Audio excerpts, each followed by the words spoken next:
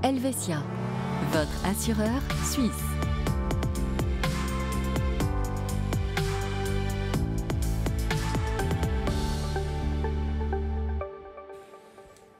Bonsoir à toutes et à tous, ravi de vous retrouver pour ce nouveau numéro de Conseil d'experts. Ça y est, les beaux jours sont là, il fait beau, l'été approche et donc forcément on pense déjà aux vacances et on va évoquer ce sujet-là avec notre expert Joël Crétenon. Bonsoir Joël. Bonsoir. Alors évidemment, quand on pense aux vacances, c'est que du plaisir, mais il faut quand même anticiper certains cas, notamment si on doit annuler pour différentes raisons ces vacances. On va évoquer le cas de l'assurance annulation. Que comprend, Joël, cette assurance? Alors effectivement, l'assurance annulation, pour vous exprimer ça, je vous donne un cas. Une personne a un souci avant le départ en vacances. Elle est malade, par exemple. Exactement. Elle ne peut pas partir. Dans ce cas, l'assurance annulation va prendre en charge les coûts engendrés par cette annulation. Par exemple, le prix du vol, le prix de l'hôtel, ainsi que d'autres frais de transport qui ont déjà été réservés. Et puis alors, on a l'habitude maintenant sur ces plateformes de réservation en ligne, où on a la possibilité, par exemple pour un hôtel, de dire je réserve et il y a l'option annulation ou pas.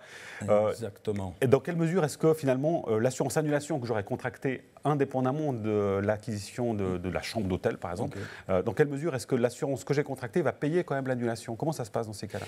Alors quand vous prenez une assurance annulation pour un seul voyage, c'est vraiment précis pour ce voyage-là, pour ce séjour, pour un laps de temps bien déterminé. Tandis que dans l'assurance des compagnies d'assurance, si vous voulez, elle est plus complète. C'est-à-dire que vous faites une conclusion, vous avez une couverture pour toute l'année au niveau de toutes les annulations de tous les voyages. Et même si je vais 10 fois en vacances ou 2 fois, ça revient au même. Exactement, c'est tout à fait juste. Bon ça veut dire que même si vous allez 10 fois en vacances, c'est-à-dire que vous êtes couvert durant toute l'année pour tous les voyages. Bon. Que ce soit des voyages importants ou plus petits. On a beaucoup de chance si on va 10 fois en vacances durant l'année.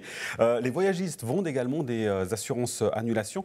Quelle est la différence entre ces offres des voyagistes et puis celles des assurances à l'année donc?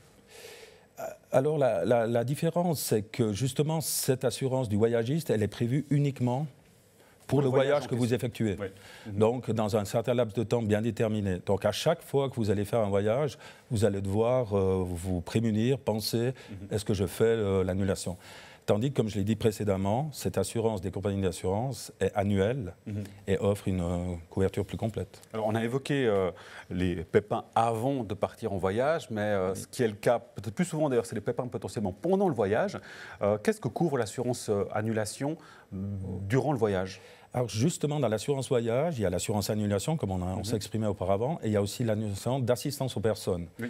Donc, c'est différent encore. C'est tout à fait différent, mais qui couvre des choses très importantes, comme le rapatriement médicalisé, l'assistance aussi, le transport en cas de maladie ou d'accident, le transport à l'hôpital le plus proche, peut couvrir aussi les frais d'hébergement et de restauration si le séjour doit se prolonger dû à des problèmes justement physiques.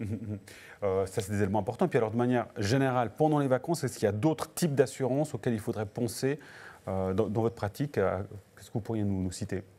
En vacances Alors bon, il y a les assurances générales. On peut parler d'une protection juridique. Elle est aussi présente pour ce qu'on fait en Suisse, mais effectivement, lorsqu'on est à l'étranger, on connaît moins bien les us et coutumes de l'endroit.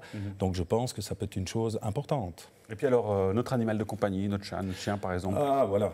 Alors effectivement, ça tient à cœur beaucoup de personnes. Donc moi je dirais, avant le voyage, il faut quand même bien se renseigner à l'endroit où on va, si les animaux sont bien acceptés, bien traités. Également, bien contrôler que tous les vaccins par rapport au pays où on se rend soient selon les règles de l'endroit. Si nous ne prenons pas l'animal, il faut prévoir de le mettre en pension. Bien sûr.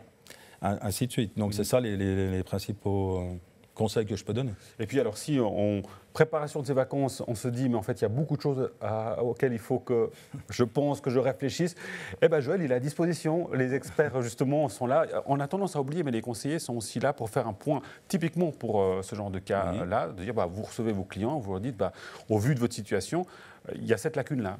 Exactement, exactement. On fait un tour avec le client, on cerne ses besoins.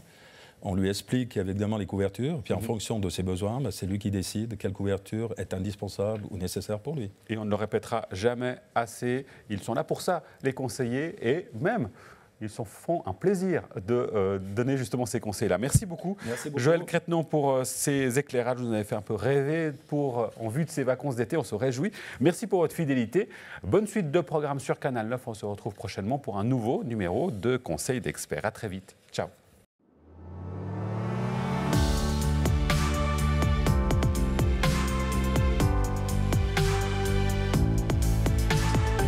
Helvetia, votre assureur suisse.